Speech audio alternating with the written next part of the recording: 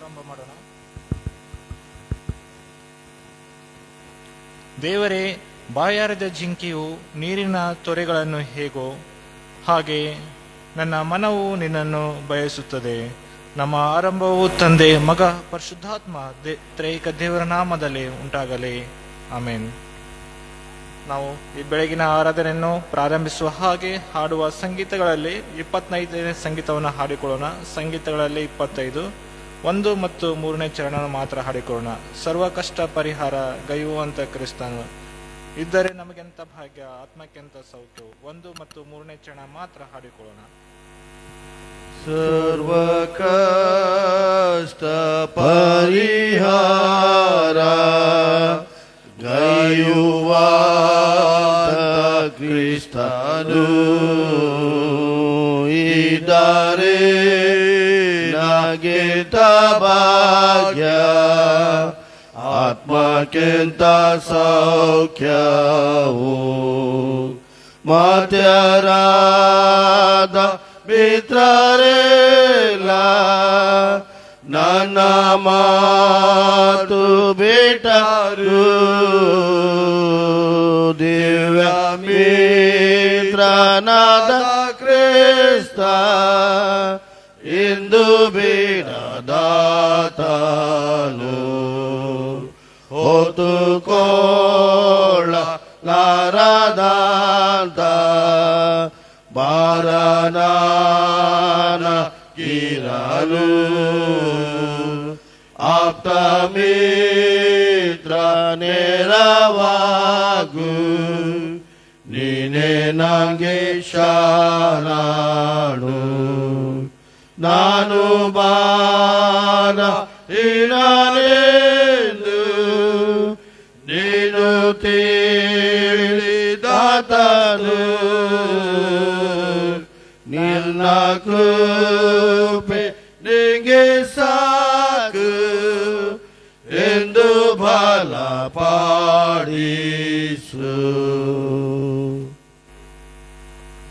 ಪ್ರಾರ್ಥನೆ ಮಾಡೋಣ. ಭೂ ಪರಲೋಕವನ್ನು ಸೃಷ್ಟಿ ಮಾಡಿದಂತ ನನ್ನ ಅತಿ ಪ್ರೀತಿಯುಳ್ಳ ತಂದೆಯಾದ ದೇವರೇ, ಕರ್ತನೆ ಸ್ವಾಮಿ ದೇವರೇ, ಈ ಒಂದು ಉದಯ ಗಳಿಗೆಯಲ್ಲಿ ಕರ್ತನೆ ನಿಮಗೆ ಸ್ತೋತ್ರ ಸಲ್ಲಿಸ್ತೇವೆ. ಕರ್ತನೆ ಸ್ವಾಮಿ ಅಪ್ಪ ತಂದೆ, ಕಳೆದ ವಾರ ಉದ್ದಕ್ಕೂ ಕರ್ತನೆ ನಮ್ಮ ಜೊತೆ ಇದ್ದುಕೊಂಡು ಕರ್ತನೆ ಮತ್ತೊಂದು ಸದ್ಬದಿನದಲ್ಲಿ ಕರ್ತನೆ ಸ್ವಾಮಿ ನಾವೆಲ್ಲರೂ ಸ್ವಾಮಿ ಸಭೆಯಾಗಿ ಸೇರಿ ಬಂದು ದೇವರೇ ನಿನ್ನನ್ನು ಸ್ತುತಿಸಿ ನಿನ್ನನ್ನು ಕೊಂಡಾಡುವಂತೆ ದೇವರೇ, ನಿನ್ನ ನಾಮವನ್ನು ನಿನ್ನ ಘನತೆಯನ್ನು ನಾವು ಎತ್ತುವಂತೆ ದೇವರೇ ನಮ್ಮ ಜೀವಿತದಲ್ಲಿ ಕೊಟ್ಟಿದ್ದಂತ ಈ ಮಹಾಕೃಪೆಗಾಗಿ ನಿಮಗೆ ಸ್ತೋತ್ರ ಸಲ್ಲಿಸ್ತೇವೆ. ಅಪ್ಪ ತಂದೆ ದೇವರೇ, ಈ ದಿನ ಕರ್ತನೆ ಸ್ವಾಮಿ ಮುಂಜಾನೆ ಗಳಿಗೆಯಲ್ಲಿ ಕರ್ತನೆ ನಿನ್ನ ಮಕ್ಕಳನ್ನ ಇದ್ದಲೇ ಬಾಗಿರುವಂತ ಎಲ್ಲ ನಿನ್ನ ಪ್ರಿಯ ಮಕ್ಕಳನ್ನು ಸ್ವಾಮಿ ವಿಶೇಷವಾಗಿ ನಿನ್ನ ಆಶೀರ್ವದಿಸು ಕರ್ತನೆ ಸ್ವಾಮಿ. ಹೌದು ಕರ್ತನೆ ಸ್ವಾಮಿ, ಈ ಮಕ್ಕಳು ಕರ್ತನೆ ಸ್ವಾಮಿ ಯಾವ ಒಂದು ಚಿಂತೆಯಿಂದ ಯಾವ ಒಂದು ಸ್ವಾಮಿ ಆಶೆಯಿಂದ ಕರ್ತನೆ ಸ್ವಾಮಿ ದೇವರೇ ಬಂದಿದ್ದಾರೆ ಕರ್ತನೆ ಸ್ವಾಮಿ, ನೀನು ಬಲ್ಲ ಅಂತ ದೇವರನ್ನ ಆಗಿದ್ದಿ ಕರ್ತನೆ ಸ್ವಾಮಿ ದೇವರೇ. ಅವರೆಲ್ಲ ಚಿಂತೆಗಳನ್ನು ಸ್ವಾಮಿ ಅವರೆಲ್ಲ ಕರ್ತನೆ ಸ್ವಾಮಿ ನೀನು ಪ್ರಾರ್ಥನೆಗೆ ತಿಳಿದಂತರಾಗಿ ಕರ್ತನೆ ಸ್ವಾಮಿ ಅವರೆಲ್ಲ ಪ್ರಾರ್ಥನೆಗೆ ತಕ್ಕ ಉತ್ತರವನ್ನು ದಯಪಾಲಿಸುವಂತ ದೇವರು ನೀನು ಆಗಿದ್ದಿ ಕರ್ತನೆ ಸ್ವಾಮಿ. ಅದಕ್ಕಾಗಿ ನಿಮಗೆ ಸ್ತೋತ್ರ ಸಲ್ಲಿಸ್ತೇವೆ ದೇವರೇ. ನಿನ್ನ ವಾಕ್ಯವು ನಮ್ಮ ಕಾಲಿಗೆ ದೀಪವು ನಮ್ಮ ದಾರಿಗೆ ಬೆಳಕಾಗಿರುವಂತೆ ದೇವರೇ, ನಿನ್ನ ವಾಕ್ಯದ ಬೆಳಕಿನಲ್ಲೇ ನಾವು ನಡೆಯರಾಗಿರುವಂತೆ ದೇವರೇ, ನಿನ್ನ ಹೆಜ್ಜೆಯ ಜಾಡಿನಲ್ಲೇ ನಾವು ನಡೆಯರಾಗಿರುವಂತೆ ದೇವರೇ ನಿನ್ನ ಕೃಪೆ ನೀಡಬೇಕಾಗಿ ಸ್ತೋತ್ರ ಸಲ್ಲಿಸ್ತೇವೆ. ಅಪ್ಪ ತಮ್ಮದೇ ಇನ್ನು ಒಳ್ಳೆ ಕುರುಬನಾಗಿದ್ದಿ ಕರ್ತನೆ ಸ್ವಾಮಿ ದೇವರೇ. 100 ಕುರಿಗಳಲ್ಲಿ ಕರ್ತನೆ ಸ್ವಾಮಿ ಒಂದು ಕುರಿ ಸಹ ತಪ್ಪಿ ಹೋಗದ ಹಾಗೆ ಕಾಯ್ದು ಕಾಪಾಡುವಂತ ಒಳ್ಳೆ ಕುರುಬನಾಗಿದ್ದಿ ಕರ್ತನೆ ಸ್ವಾಮಿ ದೇವರೇ. ನಮ್ಮ ಸಭೆಯನ್ನು ನಿನ್ನ ಆಶೀರ್ವದಿಸು ಕರ್ತನೆ ಸ್ವಾಮಿ ದೇವರೇ. ಸಭೆಯಲ್ಲಂತೆ ಎಲ್ಲ ನಿನ್ನ ಹಿರಿಯ ತಂದೆ ತಾಯಿಗಳನ್ನು ಸ್ವಾಮಿ, ಕುಟುಂಬಗಳನ್ನು ಸ್ವಾಮಿ ದೇವರೇ, ಅವರ ಮಕ್ಕಳನ್ನು ಸ್ವಾಮಿ ಮೊಮ್ಮಕ್ಕಳನ್ನು ಸ್ವಾಮಿ ನೆನಪು ಮಾಡಿಕೊಳ್ಳುತ್ತೇವೆ ಕರ್ತನೆ ಸ್ವಾಮಿ ದೇವರೇ. ವೃದ್ಧ ತಂದೆ ತಾಯಿಗಳನ್ನು ಸ್ವಾಮಿ ದೇವರೇ, ಅನಾರೋಗ್ಯದಿಂದಲೇ ಅವ್ರು ಇರುವಾಗ ಕರ್ತನೆ ಸ್ವಾಮಿ ಯಾರು ಅನಾರೋಗ್ಯದಿಂದ ಬಳಲುತ್ತಿದ್ದಾರೆ ಕರ್ತನೆ ಅಂತ ಎಲ್ಲ ನಿನ್ನ ಹಿರಿಯ ತಂದೆ ತಾಯಿಗಳನ್ನು ಸ್ವಾಮಿ ನೆನಪು ಮಾಡಿಕೊಳ್ಳುತ್ತೇವೆ ದೇವರೇ. ಅವರ ಆರೋಗ್ಯದಲ್ಲಿ ಕರ್ತನೆ ಬಲವನ್ನು ಶಕ್ತಿ ನೀಡಬೇಕಾಗಿ ನಾನು ಪ್ರಾರ್ಥಿಸ್ತೇವೆ ರಾಜ.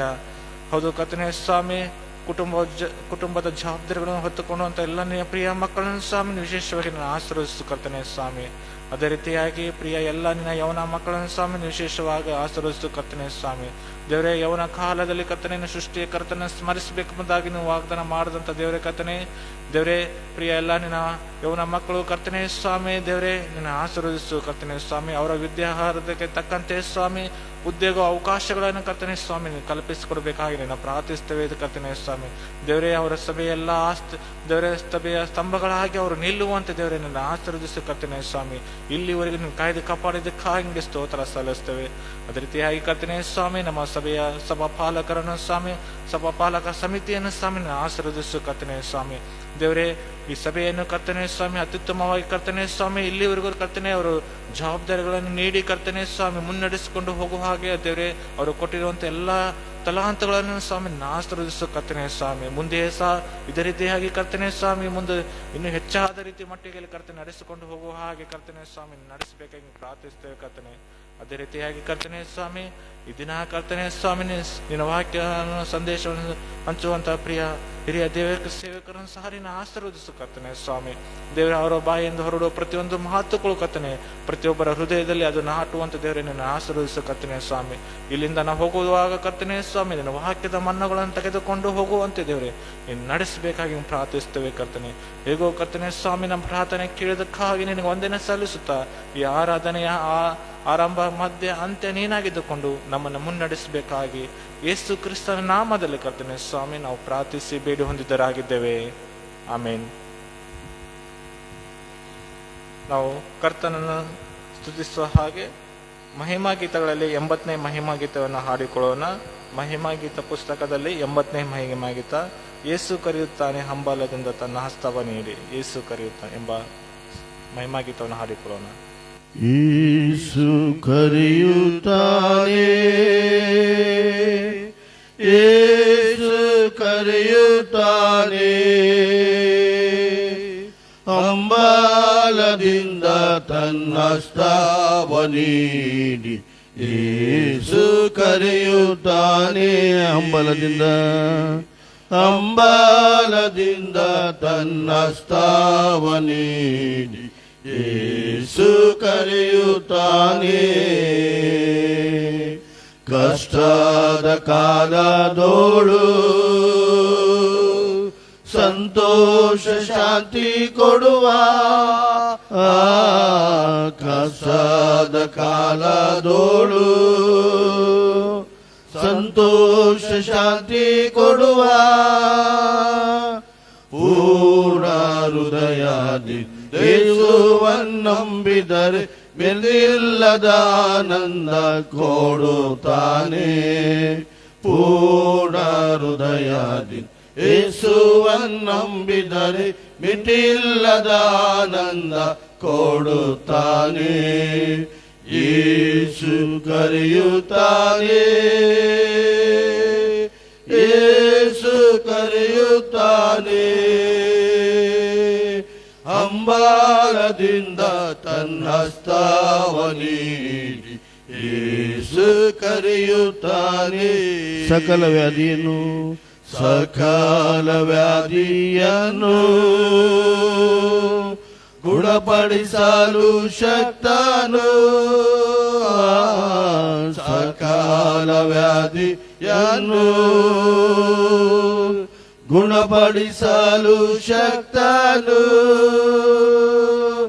ಯಾರೇ ಆಗಿದ್ದರು ಭೇದವಿಲ್ಲದೆ ಕೃಪೆಯಿಂದ ನಿನ್ನನ್ನು ಆದರಿಸುವ, ಯಾರೇ ಆಗಿದ್ದರು ಭೇದವಿಲ್ಲದೆ ಕೃಪೆಯಿಂದ ನಿನ್ನನ್ನು ಆದರಿಸುವ. ಯೇಸು ಕರೆಯುತ್ತಾನೆ, ಯೇಸು ಕರೆಯುತ್ತಾನೆ, ಹಂಬಲದಿಂದ ತನ್ನ ಹಸ್ತವ ನೀಡಿ. ಯೇಸು ಕರೆಯುತ್ತಾನೆ, ಹಂಬಲದಿಂದ ತನ್ನ ಹಸ್ತವ ನೀಡಿ. ಯೇಸು ಕರೆಯುತ್ತಾನೆ, ಯೇಸು ಕರೆಯುತ್ತಾನೆ, ಯೇಸು ಕರೆಯುತ್ತಾನೆ. ನಾವು ದೇವರ ವಾಕ್ಯ ವಾಕ್ಯ ಸಂದೇಶವನ್ನು ಕೇಳುವ ಪೂರ್ವದಲ್ಲಿ ನಮ್ಮನ್ನು ನಾವು ಸಿದ್ಧ ಮಾಡಿಕೊಳ್ಳುವ ಹಾಗೆ ಮತ್ತೊಂದು ಮಹಿಮಾಗೀತನ ಹಾಡಿಕೊಳ್ಳೋಣ. ಅದು 216ನೇ ಮಹಿಮಾಗೀತವನ್ನು ಹಾಡಿಕೊಳ್ಳೋಣ. ಮಹಿಮಾಗೀತದಲ್ಲಿ 216. ನಿನ್ನ ಸಾನ್ನಿಧ್ಯಕ್ಕೆ ನನ್ನನ್ನು ಸೇರಿಸು, ನನ್ನ ಬಯಕೆಯ ಯೇಸುವೆ ನೀ ತೀರಿಸು. ನಿನ್ನ ಸಾನ್ನಿಧ್ಯಕ್ಕೆ ನನ್ನನ್ನು ಸೇರಿಸು, ನನ್ನ ಬಯಕೆಯ ಯೇಸುವೆ ತೀರಿಸು. ಆರಮ್ಯವಾದ ಸ್ಥಳವೇ ನನ್ನ ಸೌಭಾಗ್ಯವು, ನನ್ನ ಬಯಕೆಯು, ನನ್ನ ಬಯಕೆಯು.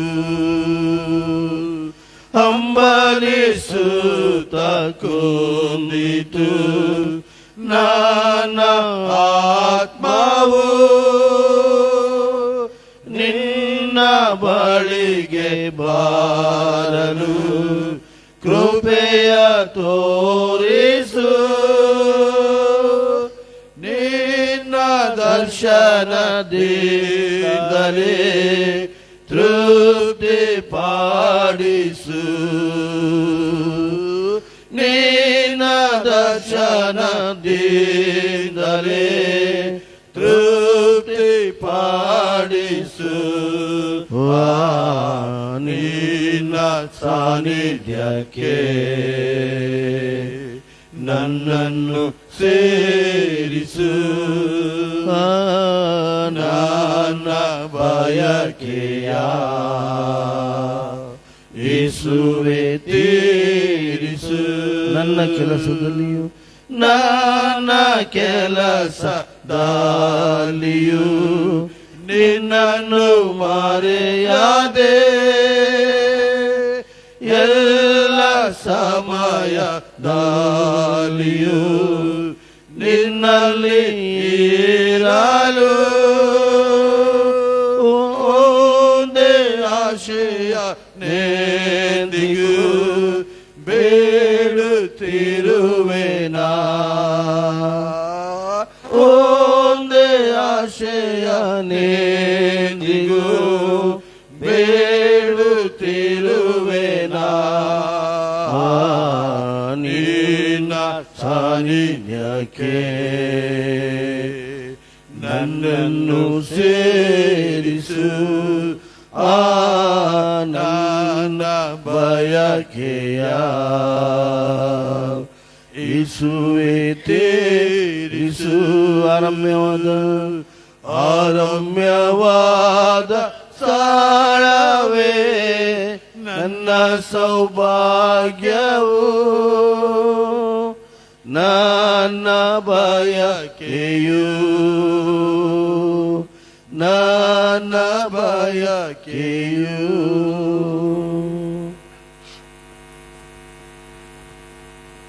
ಪರಿಶುದ್ಧ ದಿನದ ಬೆಳಗಿನ ಜಾವದಲ್ಲಿ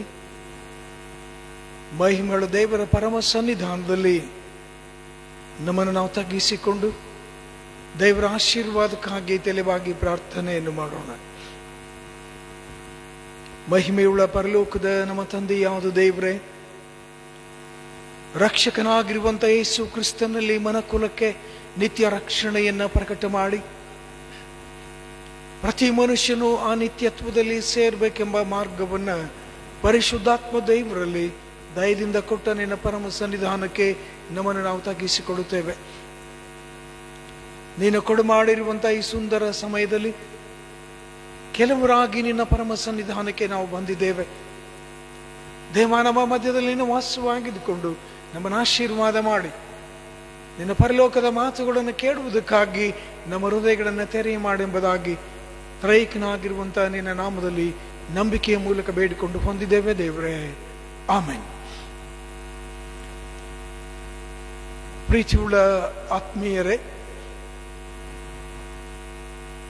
ದೇವರು ನಮ್ಮ ಜೀವನಕ್ಕೆ ಕೊಟ್ಟಂತ ಈ ಸುಂದರವಾಗಿರುವಂಥ ಅವಕಾಶಕ್ಕಾಗಿ ನಾ ಮೊದಲಾಗಿ ತಂದೆಯಾದ ದೇವರನ್ನು ವಂದಿಸ್ತೇನೆ. ಮತ್ತು ಈ ಹೊಸ ದಿನದ ಈ ಬೆಳಗಿನ ಜಾವದಲ್ಲಿ ದೇವರ ಪರಮ ಸನ್ನಿಧಾನದಲ್ಲಿ ಆಸಕ್ತರಾಗಿ ದೇವರ ಮಾತುಗಳನ್ನು ಕೇಳುವುದಕ್ಕಾಗಿ ಬಂದಂಥ ನಿಮ್ಮೆಲ್ಲರನ್ನ ಯೇಸು ಕ್ರಿಸ್ತನ ನಾಮದಲ್ಲಿ ನಾನು ವಂದಿಸ್ತೇನೆ. ಹಾಗೂ ಆನ್ಲೈನ್ ಮೂಲಕವಾಗಿ ದೇವರ ಈ ಪವಿತ್ರ ವಾಕ್ಯಗಳನ್ನು ವೀಕ್ಷಣೆ ಮಾಡುವಂಥ ಸರ್ವರಿಗೂ ಮೃತ್ಯುಂಜಯನಾಗಿ ಎದ್ದು ಬಂದಂಥ ಯೇಸು ಕ್ರಿಸ್ತನ ಪರಿಶುದ್ಧ ನಾಮದಲ್ಲಿ ನಾನು ವಂದಿಸ್ತೇನೆ. ದೇವರು ನಿಮ್ಮೆಲ್ಲರನ್ನ ಆಶೀರ್ವಾದ ಮಾಡಿ ನಡೆಸಲಿ. ಈ ಬೆಳಗಿನ ಜಾವದಲ್ಲಿ ಸ್ವಲ್ಪ ಹೊತ್ತು ನಾವು ದೇವರ ವಾಕ್ಯಗಳನ್ನು ಸತ್ಯವೇದದ ಅಡಿದ ಅವರಲ್ಲಿ ಧ್ಯಾನ ಮಾಡಿ ಆತ್ಮಿಕ ಆಶೀರ್ವಾದ ಪಡೆದುಕೊಳ್ಳುವ ಹಾಗೆ ಮತ್ತಾಯನ ಸುವಾರ್ತೆ 5ನೇ ಅಧ್ಯಾಯದಲ್ಲಿರುವಂಥ ಕೆಲವು ವಚನಗಳನ್ನು ನಾನು ಓದ್ತೇನೆ. ಮತ್ತಾಯನ ಸುವಾರ್ತೆ 5ನೇ ಅಧ್ಯಾಯ 1ರಿಂದ 10 ವಚನಗಳಲ್ಲಿರುವಂಥ ದೇವರ ಮಾತುಗಳು. ಯೇಸು ಪರ್ವತದ ಮೇಲೆ ಮಾಡಿದಂಥ ಪ್ರಸಂಗವು. ಆತನು ಆ ಜನರ ಗುಂಪುಗಳನ್ನು ಕಂಡು ಬೆಟ್ಟವನ್ನೇರಿ ಕೂತುಕೊಂಡು ತರುವಾಯ ಆತನ ಶಿಷ್ಯರು ಆತನ ಬಳಿಗೆ ಬಂದರು. ಆತನವರಿಗೆ ಉಪದೇಶ ಮಾಡಿ ಹೇಳಿದ್ದೇನೆಂದರೆ, ಆತ್ಮದಲ್ಲಿ ಬಡವರಾಗಿರುವರು ಧನ್ಯರು, ಪರಲೋಕ ರಾಜ್ಯವು ಅವರದು. ದುಃಖ ಪಡುವವರು ಧನ್ಯರು, ಅವರು ಸಮಾಧಾನ ಹೊಂದುವರು. ಶಾಂತರು ಧನ್ಯರು, ಅವರು ಭೂಮಿಗೆ ಬಾಧ್ಯರಾಗುವರು. ನೀತಿಗೆ ಹಸಿದ ಬಾಯಾರದವರು ಧನ್ಯರು, ಅವರಿಗೆ ತೃಪ್ತಿಯಾಗುವುದು. ಕರುಣೆಯುಳ್ಳವರು ಧನ್ಯರು, ಅವರು ಕರುಣೆಯನ್ನು ಹೊಂದುವರು. ನಿರ್ಮಲ ಚಿತ್ತರು ಧನ್ಯರು, ಅವರು ದೇವರನ್ನ ನೋಡುವರು. ಸಮಾಧಾನ ಪಡಿಸುವರು ಧನ್ಯರು, ಅವರು ದೇವರ ಮಕ್ಕಳೆನಿಸಿಕೊಳ್ಳುವರು. ನೀತಿಯ ನಿಮಿತ್ತ ಹಿಂಸೆಯನ್ನು ತಾಳಿಕೊಳ್ಳುವರು ಧನ್ಯರು, ಪರಲೋಕ ರಾಜ್ಯ ಅವರದು ಎಂಬುದಾಗಿ. ಪ್ರೀತಿಯುಳ್ಳ ದೈವ ಭಕ್ತರೇ, ನಮ್ಮ ರಕ್ಷಕನಾಗಿರುವಂಥ ಯೇಸು ಸ್ವಾಮಿ ದೇವರ ಪ್ರತಿರೂಪವಾಗಿ ಲೋಕಕ್ಕೆ ದಾರಿಗಿಡಿದು ಬಂದು ತಂದೆಯಿಂದ ಹೊಂದಿಕೊಂಡಿರುವಂಥ ಆ ಪವಿತ್ರವಾಗಿರುವಂಥ ಪರಲೋಕ ರಾಜ್ಯದ ನಿಯೋಗದಲ್ಲಿ ತನ್ನನ್ನು ತೊಡಗಿಸಿಕೊಂಡಾಗ ಆತನು ಭೂಮಿ ಮೇಲೆ ಬಾಳಿ ಬದುಕಿದ್ದು ಬರೀ 3.5 ವರ್ಷಗಳ ಕಾಲ ಮಾತ್ರ. ಈ ಅಲ್ಪಾವಧಿಯ ಆತನ ಜೀವನ ಕಾಲದಲ್ಲಿ ಆತನು ಪರಲೋಕದ ಪಾರಿಮಾರ್ಥಿಕವಾಗಿರುವಂಥ ಜೀವನದೆಡೆಗೆ ಪ್ರತಿ ಮನಕುಲವನ್ನ ನಡೆಸುವುದಕ್ಕಾಗಿ ಹಿತಚಿಂತನೆ ಮಾಡಿದಂಥ ಒಬ್ಬ ಬೋಧಕನಾಗಿದ್ದ. ಇವತ್ತು ಈ ಲೋಕದ ಪ್ರಾಪಂಚಿಕ ಜೀವನದಲ್ಲಿ ಅನೇಕ ಬೋಧಕರು ಈ ಲೋಕದಲ್ಲಿ ಬಂದು ಹೋದರು. ಅನೇಕ ಬೋಧನೆಗಳನ್ನು ಕೂಡ ಅವರು ಮಾಡಿದರು. ಆದರೆ ರಕ್ಷಕನಾಗಿರುವಂಥ ಯೇಸು ಕ್ರಿಸ್ತನ ಈ ಬೋಧಕನಿಗೆ ಸರಿ ಸಮಾನವಾಗಿರುವಂಥ ಬೋಧಕರು ಯಾರೂ ಬರಲಿಲ್ಲ. ಕ್ರಿಸ್ತನು ಮಾಡಿದಂಥ ಬೋಧನೆಗೆ ಸರಿಯಾದಂಥ ಸಮಾನವಾದ ಬೋಧನೆ ಈ ಲೋಕದಲ್ಲಿ ಮತ್ತೊಬ್ಬರಿಂದ ಬಂದೇ ಇಲ್ಲ. ಅಂತ ಉತ್ತಮವಾಗಿರುವಂಥ ಬೋಧನೆಯನ್ನ ಮಾಡಿದಂಥ ಯೇಸು ಕ್ರಿಸ್ತನ ಬೋಧನೆಗಳು ಆತನ ಲೋಕದ ಜೀವನದಲ್ಲಿ ಅನೇಕರನ್ನ ಪಾರಿಮಾರ್ಥಿಕವಾಗಿರುವಂಥ ಚಿಂತನೆಗೆ ನಡೆಸಿದಂಥ ಬೋಧನೆಗಳು. ಈ ಲೋಕದಲ್ಲಿ ಅನೇಕ ಗಣ್ಯ ವ್ಯಕ್ತಿಗಳು ಈ ಲೋಕದಲ್ಲಿ ಬಂದು ದಾಟಿ ಹೋದರು. ಅವರ ಜೀವನದ ವೈಖರಿಗಳು ಯೇಸು ಕ್ರಿಸ್ತನ ಬೋಧನೆಗೆ ಆಕರ್ಷಣೆಗೊಂಡಿದ್ದು.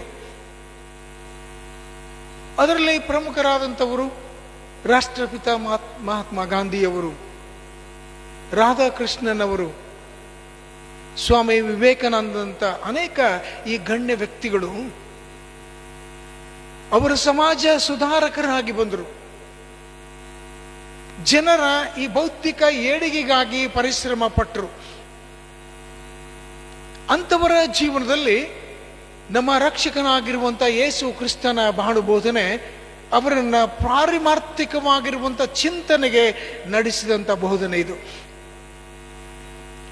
ಇಂಥ ಬೋಧನೆಗೆ ಸರಿ ಸಮಾನವಾದ ಬೋಧನೆ ಈ ಲೋಕದಲ್ಲಿ ಮತ್ತೊಂದು ಇಲ್ಲವೇ ಇಲ್ಲ.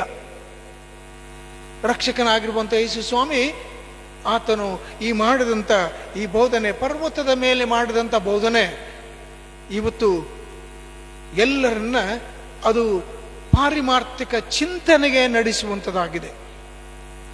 ಅನೇಕರ ಜೀವನದಲ್ಲಿ ಪ್ರಶ್ನೆಗೆ ನಡೆಸುವಂಥ ಒಂದು ಬೋಧನೆಯಾಗಿದೆ. ಇಲ್ಲಿ ಯೇಸು ಸ್ವಾಮಿ ಈ ವಾಕ್ಯ ಭಾಗದಲ್ಲಿ ಮಾಡಿದಂಥ ಶ್ರೇಷ್ಠವಾದ ಬೋಧನೆ ಅದು ಪರಲೋಕದ ಮೌಲ್ಯಗಳನ್ನ ಒಳಗೊಂಡಂಥ ಬೋಧನೆ. ಲೋಕದ ವಿಷಯದಲ್ಲಿ ಮಾತಾಡಲಿಲ್ಲ ಯೇಸು ಸ್ವಾಮಿ. ಮಾತಾಡಿದ್ದಾನೆ, ಆದರೆ ಈ ಬೋಧನೆ ಮತ್ತಾಯನ ಸುವಾರ್ತೆಯಲ್ಲಿ 5ನೇ ಅಧ್ಯಾಯ, 6ನೇ ಅಧ್ಯಾಯ ಮತ್ತು 7ನೇ ಅಧ್ಯಾಯದಲ್ಲಿ ಯೇಸು ಸ್ವಾಮಿ ಬಹಳ ಸರ್ವಶ್ರೇಷ್ಠವಾಗಿರುವಂತ ಪರಲೋಕದ ಮೌಲ್ಯಗಳನ್ನು ಕುರಿತು ಮಾತಾಡಿದ. ಆ ಪರಲೋಕದ ಮೌಲ್ಯ ಏನಂತ ಹೇಳುವಾಗ ಇಲ್ಲಿ ಯೇಸು ಸ್ವಾಮಿ ಧನ್ಯತೆಯ ಬಗ್ಗೆ ಮಾತಾಡ್ತಾನೆ. ಧನ್ಯರು ಯಾರು? ದೇವರು ಮನಕುಲಕ್ಕೆ ನೇಮಕ ಮಾಡಿದಂತ ಆ ಪರಲೋಕ ರಾಜ್ಯ ಸೇರುವರು ಯಾರು? ಕ್ರೈಸ್ತರಾಗಿರುವಂತ ನಾವು ಪರಲೋಕ ರಾಜ್ಯ ಅಂತ ಹೇಳ್ತೇವೆ. ಕ್ರಿಸ್ತ ನಂಬಿಕೆಯನ್ನು ಹೊರಪಡಿಸಿದಂತ ಅನೇಕ ಭಕ್ತರು, ಜನರು ಅನ್ನುವುದೇನಂತ ಹೇಳಿದ್ರೆ ಮುಕ್ತಿ ಅಂತ ಹೇಳ್ತಾರೆ. ಪರಲೋಕ ಬೇರೆ ಅಲ್ಲ, ಮುಕ್ತಿ ಬೇರೆ ಅಲ್ಲ. ಈ ಪರಲೋಕ ರಾಜ್ಯ ಸೇರುವಂತವರು ಅಥವಾ ಮುಕ್ತಿಯನ್ನು ಸೇರುವವರು ಯಾರು ಅಂತಂದ್ರೆ ಈ ಲೋಕವನ್ನ ಜಯಿಸಿ, ಲೋಕದ ಸಂಗತಿಗಳನ್ನ ದಾಟಿ ಇವತ್ತು ಪಾರಿಮಾರ್ಥಿಕವಾಗಿ ಜೀವನ ಮಾಡಿದಂಥವರು ಮಾತ್ರ ಆ ಮುಕ್ತಿಯಲ್ಲಿ ಸೇರಲಿಕ್ಕೆ ಸಾಧ್ಯತೆ ಉಂಟು. ಈ ಲೋಕದಲ್ಲಿ ಅನೇಕ ಜನರು ಆ ಪರಲೋಕ ರಾಜ್ಯವನ್ನ, ಆ ಮುಕ್ತಿಯನ್ನು ಸಂಪಾದನೆ ಮಾಡಬೇಕೆಂದು ಅನೇಕ ಧಾರ್ಮಿಕ ಕಾರ್ಯಗಳನ್ನ ಮಾಡ್ತಾರೆ, ದಾನ ಧರ್ಮಗಳನ್ನ ಮಾಡ್ತಾರೆ, ಮನುಷ್ಯರನ್ನ ಮೆಚ್ಚಿಸುವಂತ ಕೆಲಸಗಳನ್ನು ಮಾಡ್ತಾರೆ. ಅವರು ಅಂದುಕೊಳ್ಳುತ್ತಾರೆ ಈ ನಮ್ಮ ಒಳ್ಳೆಯ ಕಾರ್ಯಗಳು ನಮ್ಮನ್ನ ಆ ಮುಕ್ತಿಗೆ ಸೇರಿಸುತ್ತವೆ ಎಂಬುದಾಗಿ. ಅದು ಸುಳ್ಳಾದ ಕಲ್ಪನೆ. ಅದು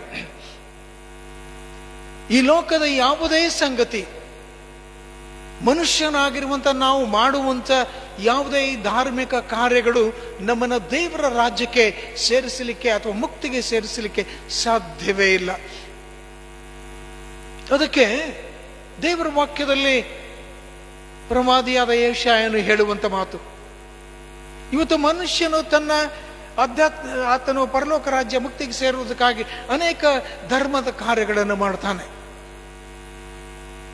ನಾವು ನೆನೆಸ್ತೇವೆ ಈ ಧರ್ಮದ ಕಾರ್ಯಗಳು ನಮ್ಮನ್ನು ದೇವರ ಬಳಿಗೆ ನಡೆಸ್ತೇವೆ ಎಂಬುದಾಗಿ. ಸತ್ಯ ಮಾತು ಹೇಳ್ತೇನೆ, ಈ ನಮ್ಮ ಧಾರ್ಮಿಕ ಆಚರಣೆಗಳಾಗ್ಲಿ, ಧರ್ಮದ ಕಾರ್ಯಗಳಾಗ್ಲಿ ಮನುಷ್ಯನನ್ನ ಪಾರಮಾರ್ಥಿಕವಾಗಿರುವಂತ ದೇವರ ಸಾನ್ನಿಧ್ಯಕ್ಕೆ ನಡೆಸಲಿಕ್ಕೆ ಸಾಧ್ಯನೇ ಇಲ್ಲ.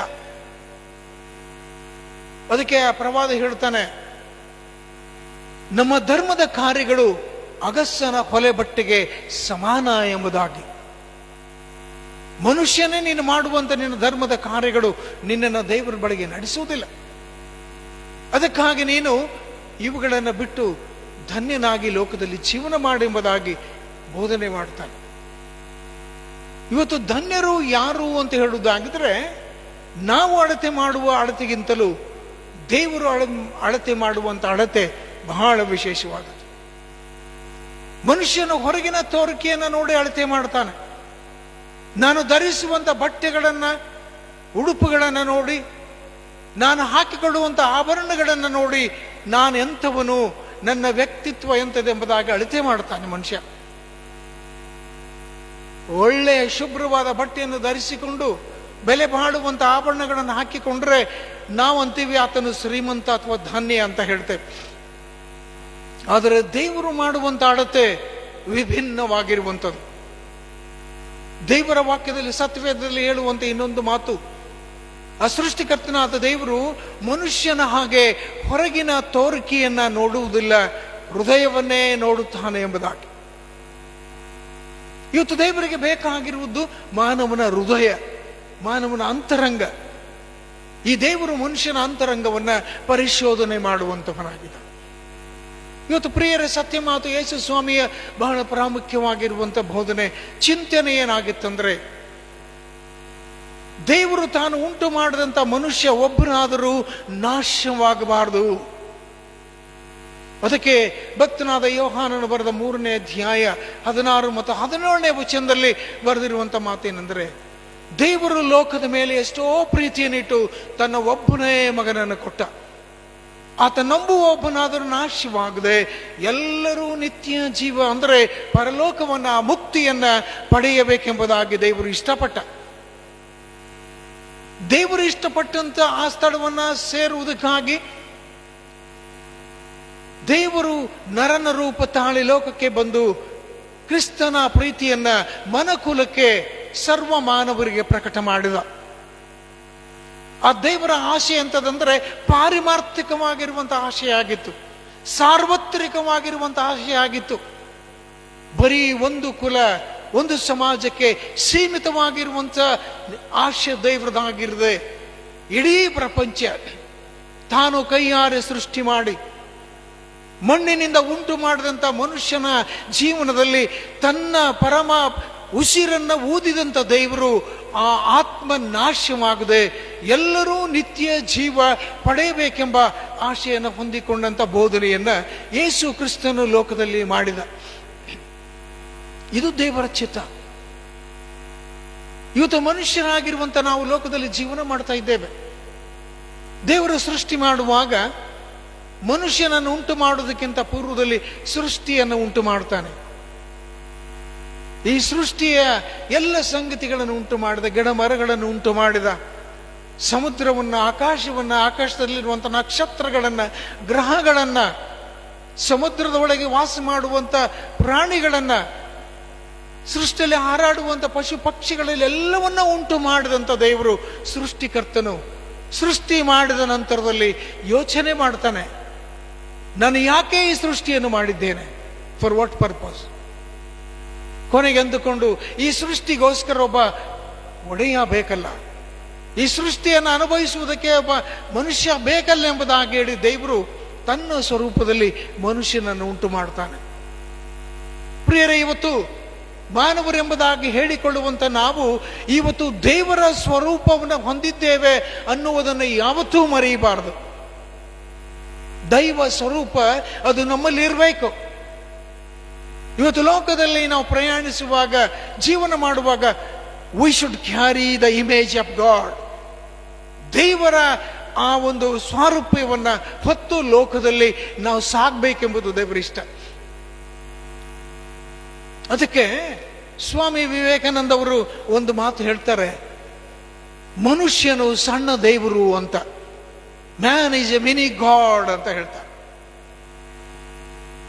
ಅವರು ಈ ಮಾತನ್ನು ಹೇಳುವುದರಲ್ಲಿ ಅಡಕವಾಗಿರುವಂತ ಆಧ್ಯಾತ್ಮಿಕ ಮರ್ಮ ನೋಡ್ರಿ, ಚಿಂತನೆ ನೋಡ್ರಿ. ಅಂದ್ರೆ ಮನುಷ್ಯ, ಈ ಸ್ವಾಮಿ ವಿವೇಕಾನಂದ ಅವರು ಸತ್ಯ ಈ ವಾಕ್ಯಗಳನ್ನು ಪಠಣೆ ಮಾಡಿದ ಮೇಲೆ ಇದನ್ನು ಹೇಳ್ತಾರೆ, ಮನುಷ್ಯನು ಒಬ್ಬ ಸಣ್ಣ ದೇವರು ಅಂತ. ನಾವು ದೇವರಲ್ಲ, ದೇವರ ಸೃಷ್ಟಿಗಳಷ್ಟೇ. ಇವತ್ತು ಲೋಕದಲ್ಲಿ ಅನೇಕರು ತಮ್ಮನ್ನು ತಾವು ದೇವರುಗಳೆಂಬುದಾಗಿ ಅನಿಸ್ಕೊಳ್ತಾರೆ. ಮನುಷ್ಯನನ್ನೇ ದೇವರನ್ನಾಗಿ ಮಾಡಿಬಿಡ್ತಾನೆ. ಲೋಕದಲ್ಲಿ ಕೆಲವರು ಪ್ರಾಮುಖ್ಯವಾಗಿರುವಂತ ಒಳ್ಳೆ ಕಾರ್ಯಗಳನ್ನು ಮಾಡುವಾಗ, ಹೆಸರುವಾಸಿಗಳಾಗಿ ಲೋಕವನ್ನು ದಾಟಿ ಹೋಗುವಾಗ, ಅವರ ಮರಣದ ನಂತರದಲ್ಲಿ ಅವರ ಭಾವಚಿತ್ರಗಳನ್ನಿಟ್ಟು ಅವನು ದೇವರು ಎಂಬುದಾಗಿ ಆರಾಧನೆ ಮಾಡ್ತಾರೆ. ಪ್ರಿಯರೇ, ಮನುಷ್ಯನೇ. ದೇವರು ಮನುಷ್ಯನನ್ನು ಮಣ್ಣಿನಿಂದ ಉಂಟು ಮಾಡಿದ. ಮಣ್ಣು, ನೀನು ಮಣ್ಣಿಗೆ ಸೇರು ಅಂತ ಹೇಳ್ತಾನೆ. ಇವತ್ತು ಮನುಷ್ಯ ದೇವರಾಗ್ಲಿಕ್ಕೆ ಸಾಧ್ಯ ಇಲ್ಲ, ಆದರೆ ದೇವರ ಸೃಷ್ಟಿ ಅಷ್ಟೇ.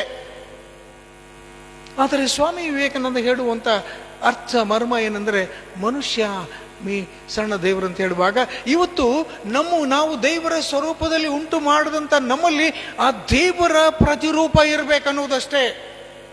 ದೇವರ ಸ್ವಭಾವಗಳು ಇವತ್ತು ಮನುಷ್ಯನನ್ನು ಆಡಬೇಕು.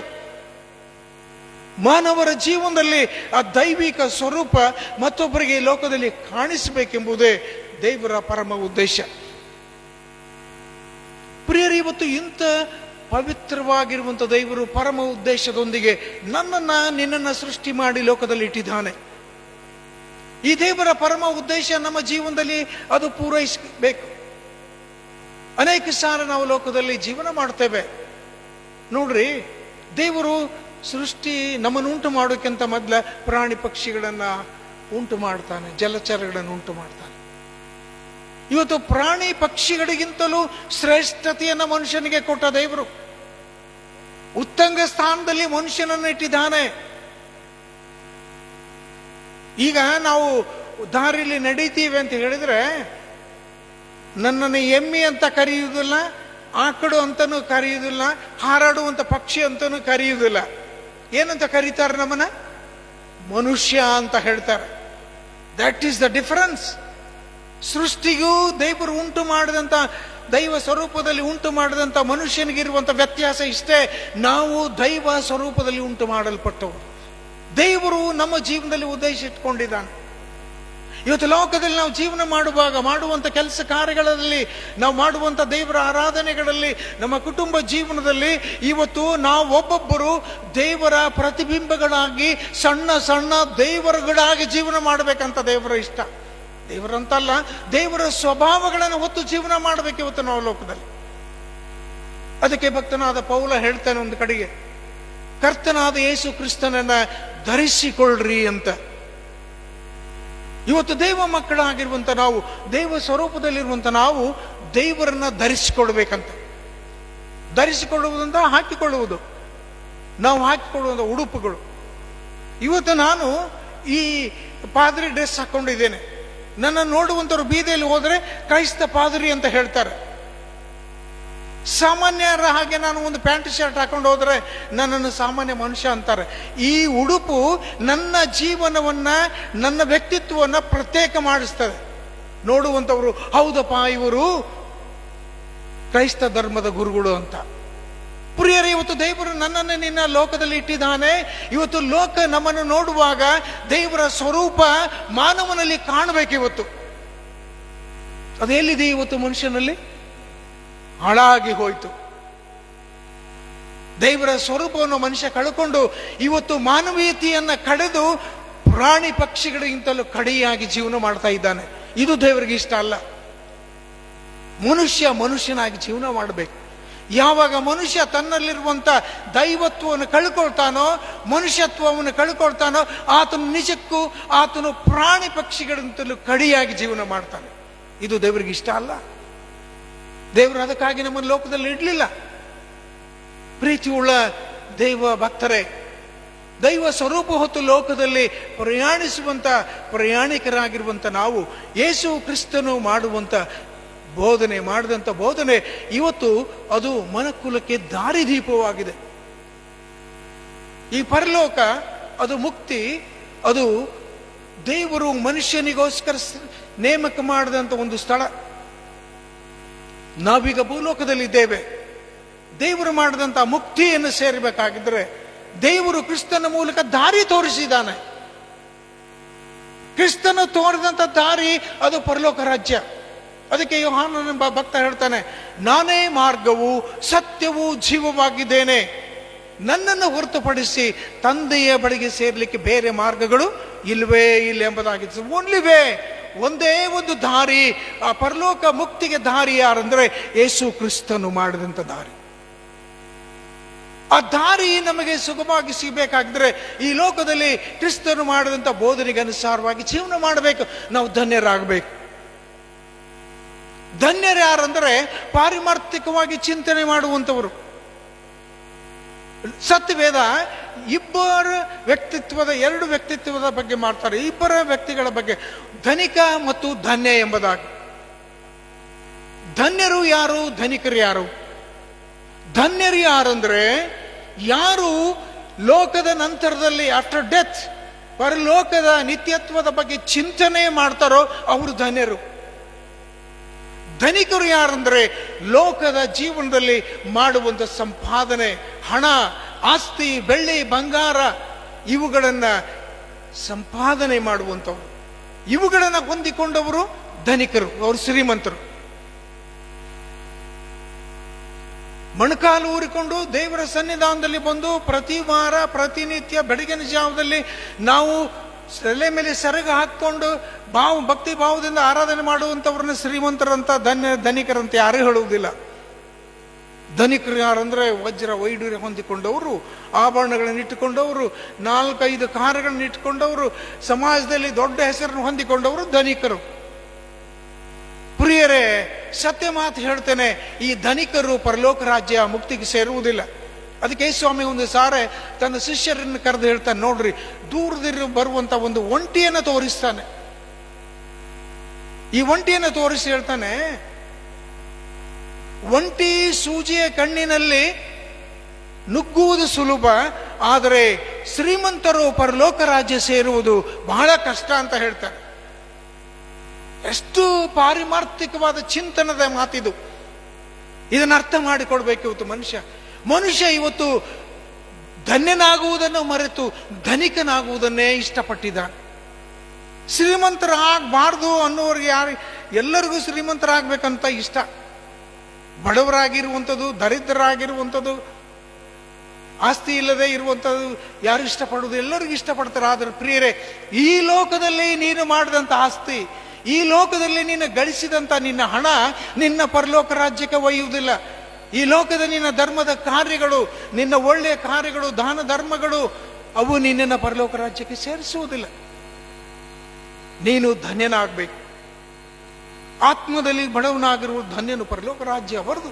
ನೀತಿಗೆ ಹಸಿದು ಬಾಯಾರದವರು ಧನ್ಯರು, ತೃಪ್ತಿ ಆಗುವುದು ಅಂತ ಹೇಳ್ತಾರೆ. ಶಾಂತರು ಧನ್ಯರು, ದೇವರನ್ನ ನೋಡುವರು. ಎಂಥ ಉತ್ತಮವಾಗಿರುವಂಥ ಬೋಧನೆಯನ್ನು ಯೇಸು ಸ್ವಾಮಿ ಮಾಡಿದ ನೋಡ್ರಿ. ಬಂಗಾರಕ್ಕಿಂತಲೂ ಅಮೂಲ್ಯವಾದದ್ದಿದು. ಈ ಬೋಧನೆಗೆ, ಅಮೂಲ್ಯವಾದ ಬೋಧನೆ ಮತ್ತೊಂದು ಲೋಕದಲ್ಲಿ ಮನಕುಲಕ್ಕೆ ಯಾರೂ ಕೊಟ್ಟಿಲ್ಲ ಪ್ರಿಯರೇ. ಇಂಥ ಬೋಧನೆಯನ್ನ ಯೇಸು ಸ್ವಾಮಿ ಕೊಟ್ಟು ನಾವು ಪರಲೋಕ ರಾಜ್ಯ ಸೇರಬೇಕಾಗಿದ್ರೆ ಧನ್ಯರಾಗಬೇಕು. ಅದಕ್ಕೆ ಯೇಸು ಸ್ವಾಮಿ ಅವರ ಸೇವಾ ಅವಧಿಯಲ್ಲಿ ಒಂದು ಬೋಧನೆ ಮಾಡ್ತಾರೆ. ಮತ್ತಾಯ ಸುವಾರ್ತೆ 6ನೇ ಅಧ್ಯಾಯದಲ್ಲಿ, ಲೋಕದಲ್ಲಿ ಗಂಟು ಮಾಡಿ ಇಟ್ಕೊಳ್ಬೇಡ್ರಿ, ಅದನ್ನು ಕಳ್ಳರು ಕದ್ಕೊಳ್ತಾರೆ, ನುಸು ಹಿಡ್ತದೆ, ಹಾಳಾಗಿ ಹೋಗ್ತದೆ. ಆದರೆ ಪರಲೋಕದಲ್ಲಿ ಗಂಟು ಮಾಡಿಕೊಳ್ಳ್ರಿ, ಅದು ನುಸು ಹಿಡಿಯುವುದಿಲ್ಲ, ಹಾಳಾಗುವುದಿಲ್ಲ, ಕಳ್ಳರು ಕದ್ದುಕೊಳ್ಳುವುದಿಲ್ಲ, ಕನ್ನ ಕೊರೆಯುವುದಿಲ್ಲ. That's the place. ಆ ಮುಕ್ತಿ ಎನ್ನುವಂಥದ್ದು ಇವತ್ತು ನಮ್ಮ ಜೀವನದ ಸಂಪಾದನೆಯನ್ನ, ಧನ್ಯತೆಯನ್ನ ಕಾಪಾಡುವಂಥ ಸ್ಥಳ ಆ ಪರಲೋಕ ರಾಜ್ಯ. ಪ್ರಿಯರು, ಇವತ್ತು ನಾವು ಅನೇಕರು ಲೋಕದಲ್ಲಿ ಕಷ್ಟ, ಜೀವನ ಹುಟ್ಟಿ ಬಂದ ತಕ್ಷಣದಿಂದ, ತಿಳುವಳಿಕೆ ಬಂದ ತಕ್ಷಣದಿಂದ ಸಂಪಾದನೆ ಮಾಡಲಿಕ್ಕೆ ಪ್ರಾರಂಭ ಮಾಡ್ತೇವೆ. ಹಣ ಸಂಪಾದನೆ ಮಾಡ್ತೀವಿ, ಆಸ್ತಿ ಸಂಪಾದನೆ ಮಾಡ್ತೀವಿ, ಬೆಳ್ಳಿ ಬಂಗಾರ ಸಂಪಾದನೆ ಮಾಡ್ತೀವಿ, ಮನೆಗಳನ್ನು ಕಟ್ತೇವೆ. ಒಂದಲ್ಲ 10 ಮನೆ ಅಲ್ಲ, 1 ಪ್ಲಾಟ್ ಅಲ್ಲ, 100 ಪ್ಲಾಟ್ಗಳನ್ನು ಮಾಡ್ತೇವೆ, ವ್ಯಾಪಾರ ಮಾಡ್ತೇವೆ, ವಿನಿಮಯ ಮಾಡ್ತೇವೆ, ಹಣ ಸಂಪಾದನೆ ಮಾಡ್ತೇವೆ. ವಿ ಥಿಂಕ್, ನಾವು ಅಂತೀವಿ ಇದು ನಮ್ಮನ್ನು ಸಂರಕ್ಷಣೆ ಮಾಡ್ತೇವೆ. ಸತ್ಯ ಹೇಳ್ತೇನೆ, ಹಣ ನಿನ್ನನ್ನು ರಕ್ಷಣೆ ಮಾಡುವುದಿಲ್ಲ, ನಿನ್ನ ಆಸ್ತಿ ನಿನ್ನನ್ನು ರಕ್ಷಣೆ ಮಾಡುವುದಿಲ್ಲ, ಆ ಪರಲೋಕ ರಾಜ್ಯ ಸೇರಿಸುವುದಿಲ್ಲ. ಆದರೆ ನಿನ್ನ ಧನ್ಯತೆ, ಆತ್ಮದಲ್ಲಿ ಬಡವನಾಗಿರುವ ಧನ್ಯರು. ಪ್ರಿಯರೇ, ಇವತ್ತು ನಾವು ಪರೀಕ್ಷೆ ಮಾಡಿಕೊಳ್ಳೋಣ. ನನ್ನ ಸಂಪಾದನೆ ಲೋಕದಲ್ಲಿ ಏನಾಗಿದೆ? ನನ್ನ ಜೀವನದ ಗುರಿ ಏನಾಗಿದೆ? ರಕ್ಷಕನಾಗಿರುವಂಥ ಯೇಸು ಸ್ವಾಮಿ ಬೋಧನೆ ಮಾಡಿದ ಅನೇಕ ಗಣ್ಯರು ಲೋಕ ದಾಟಿ ಹೋದಾಗ ಅವರು ಚಿಂತನೆ ಮಾಡಿ ಯೇಸುವಿನ ಬೋಧನೆಗೆ ಅನುಸಾರವಾಗಿ ನಡೆದರು. ಯೇಸು ಸ್ವಾಮಿ ನೋಡ್ರಿ, ನಾನು ಮುಕ್ತಾಯ ಮಾಡ್ತೇನೆ. ಯೇಸು ಸ್ವಾಮಿ ಮಾಡಿದಂಥ ಪರ್ವತ ಪ್ರಸಂಗ ಎಷ್ಟು ವರ್ಷ ಹಳೆಯದು ಗೊತ್ತಾಯಿತು? ಸುಮಾರು 1993 ವರ್ಷದ ಹಿಂದೆ ಮಾಡಿದಂಥ ಬೋಧನೆ ಇದು. ಎಷ್ಟು? ಹೆಚ್ಚು ಕಡಿಮೆ 2000 ವರ್ಷಗಳು. ಈಗ ನಾವು 21ನೇ ಶತಮಾನದಲ್ಲಿ ಇದ್ದೇವೆ. ಯೇಸು ಸ್ವಾಮಿ 30ನೇ ವರ್ಷದಲ್ಲಿ ಮಾಡಿದಂಥ ಬೋಧನೆ ಇದು. 30 ವರ್ಷದ ಬೋಧನೆ, ಸುಮಾರು 2000 ವರ್ಷಗಳ ಹಿಂದೆ ಮಾಡಿದಂಥ ಬೋಧನೆ ಇವತ್ತಿಗೂ ಕೂಡ ಇವತ್ತೇ ಮಾಡಿದ್ದಾನೆ ಅನ್ನುವಂಥ ರೀತಿಯಲ್ಲಿದೆ. ಆಗಿನ ಜನಕ್ಕೆ ಯಾವ ರೀತಿಯಲ್ಲಿ ಮನಕ್ಕೆ ಮುಟ್ಟಿತೋ ಇವತ್ತಿನ ಜನಾಂಗಕ್ಕೆ ಕೂಡ ಮನ ಮುಟ್ಟುವಂತ ಯೇಸು ಸ್ವಾಮಿಯ ಬೋಧನೆ ಸರ್ವಶ್ರೇಷ್ಠ ಬೋಧನೆ ಇದು. ಇಂಥ ಬೋಧನೆಯನ್ನ ಇವತ್ತು ನಾವು ಕೇಳ್ತಲೇ ಇದ್ದೇವೆ, ಆದರೆ ಅನುಸರಿಸಿ ನಡೆಯುವಂಥವ್ರಿಲ್ಲ. ದೇವರ ಮಕ್ಕಳಂತ ಹೇಳುವಂತ ನಾವು ನೋಡ್ರಿ, ಕ್ರೈಸ್ತರಾಗಿರುವಂತ ನಮ್ಮ ಕೈಯಲ್ಲಿ ತಿಳುವಳಿಕೆ ಬಂದ ಕೂಡಲೇ ಸತ್ಯವೇದ ನಮ್ಮ ಕೈಯಲ್ಲಿ ಬರ್ತದೆ. ಎಷ್ಟು ವರ್ಷ ದಾಟಿದ್ದೇವೆ ನಾವು ಲೋಕದಲ್ಲಿ, ಎಷ್ಟು ಸಾರೇ ಪರ್ವತ ಪ್ರಸಂಗಗಳನ್ನು ಕೇಳಿದ್ದೇವೆ. ಆದರೆ ನಮ್ಮ ಜೀವನದಲ್ಲಿ ಯಾವತ್ತಾದ್ರೂ ಬದಲಾವಣೆಯಾಗಿದೆಯಾ? ಯಾವತ್ತಾದ್ರೂ ನಾನು ಪಾರಮಾರ್ಥಿಕವಾಗಿ ಚಿಂತೆ ಮಾಡಿ ಆ ಪರಲೋಕ ರಾಜ್ಯ ಸೇರುವುದಕ್ಕಾಗಿ ಯೋಚನೆ ಮಾಡಿದ್ದೇನಾ?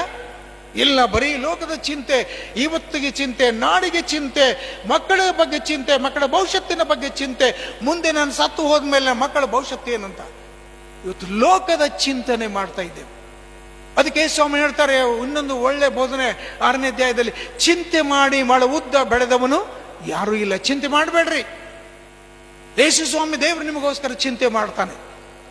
ಅಂತ ಪಾರಮಾರ್ಥಿಕವಾಗಿರುವಂತ ಸತ್ಯ ಬೋಧನೆಯನ್ನ ದೇವರು ಕ್ರಿಸ್ತನ ಮೂಲಕ ಮನಕುಲಕ್ಕೆ ಕೊಟ್ಟಿದ್ದಾನೆ. ಇವತ್ತು ಪ್ರತಿಯೊಬ್ಬ ಮನುಷ್ಯ ಈ ಆಧ್ಯಾತ್ಮಿಕತೆ ಕಡೆಗೆ ಬರುವಾಗ, ಮಾನವೀಯತೆ ಕಡೆಗೆ ಬರುವಾಗ, ಮನುಷ್ಯತ್ವವನ್ನು ತಿಳಿದುಕೊಳ್ಳುವಾಗ ಇವತ್ತು ನಡೀತಾ ಇದೆ ಲೋಕದಲ್ಲಿ ಗಲಭೆಗಳು, ಯುದ್ಧಗಳು, ಕಲಹಗಳು, ದರೋಡೆತನ, ವ್ಯಭಿಚಾರ, ಕೊಲೆ, ಸುಲಿಗೆ, ಇವು ಯಾವೂ ಇರುವುದಿಲ್ರಿ. ಯಾವಾಗಂದ್ರೆ ಯಾವ ಮನುಷ್ಯನಾಗಿ ಸತ್ಯ ಧರ್ಮವನ್ನ ಅನುಸರಿಸಿ ನೀತಿ ಬೋಧನೆಗೆ ಅನುಸಾರವಾಗಿ ನಡೀತಾನೋ ಅವನು ಮಾತ್ರ ಪರಲೋಕ ರಾಜ್ಯ ಸೇರ್ತಾನೆ, ಭೂಮಿ ಮೇಲೆ ಶಾಂತಿ ಇರ್ತದೆ. ಇವತ್ತು ಮನುಷ್ಯ ಶಾಂತಿ ಸಮಾಧಾನಕ್ಕಾಗಿ ಹುಡುಕ್ತಾನೇ ಇದ್ದಾನೆ, ಸಿಗ್ತಾ ಇಲ್ಲ. ಕಾರಣ ಮನುಷ್ಯನಾಗಲಿಲ್ಲ. ಮನುಷ್ಯನಲ್ಲಿ ಇರುವಂಥ ದೈವತ್ವ ಅಥವಾ ದೈವ ಸ್ವರೂಪ ಇವತ್ತು ಹಾಳಾಗಿ ಹೋಯಿತು. ಅದಕ್ಕಾಗಿ ಪ್ರಿಯರೇ, ಇವತ್ತು ಮನುಷ್ಯನ ಜೀವನದಲ್ಲಿರುವಂಥ ಉದ್ದೇಶವನ್ನು ದೇವರು ಕ್ರಿಸ್ತನ ಮೂಲಕವಾಗಿ ಬೋಧನೆ ಮಾಡಿ ತಿಳಿಸಿದ್ದಾನೆ. ಆ ಬೋಧನೆಯಲ್ಲಿ ನಾವು ಸಾಗಿ ಇವತ್ತು ನಾನು ಸತ್ತ ಮೇಲೆ ಆ ಪರಲೋಕ ರಾಜ್ಯ ಮುಕ್ತಿಗೆ ಸೇರ್ತೇನೆ ಅನ್ನುವಂಥ ಒಂದು ಭರವಸೆಯಲ್ಲಿ ಸಾಗುವುದಕ್ಕಾಗಿ ಈ ದೇವರು ಈ ಮಾತುಗಳನ್ನು ಆಶೀರ್ವಾದ ಮಾಡಲಿ. ಪ್ರಭು ಕ್ರಿಸ್ತನ 2ನೇ ಸಾರಿ ಬರುವುದರೊಳಗಾಗಿ ನಾವು ಆ ಪರಲೋಕ ರಾಜ್ಯಕ್ಕೆ ಸೇರುವುದಕ್ಕೆ ಶಕ್ತರಾಗುವಂಥ ರೀತಿಯಲ್ಲಿ ದೇವರು ಸಹಾಯ ಮಾಡಿ ನಡೆಸಲಿ. ದೇವರು ಈ ಮಾತುಗಳನ್ನು ಆಶೀರ್ವದಿಸಲಿ. ಆಮೇಲೆ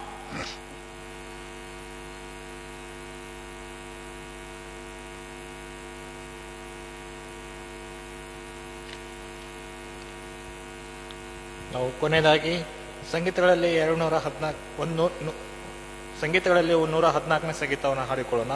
ಸಂಗೀತಗಳಲ್ಲಿ 114. ಕರ್ತನಿನ ಆತ್ಮನನ್ನು ಕೊಡು ನಿನ್ನ ಪ್ರಜೆಗೆ, ಕೇಳು ನಮ್ಮ ಮೊರೆಯನ್ನು, ಸೇರು ನಮ್ಮ ಮಧ್ಯಕ್ಕೆ. 1, 2 ಮತ್ತು 3ನೇ ಚರಣ ಮಾತ್ರ ಹಾಡಿಕೊಳ್ಳೋಣ.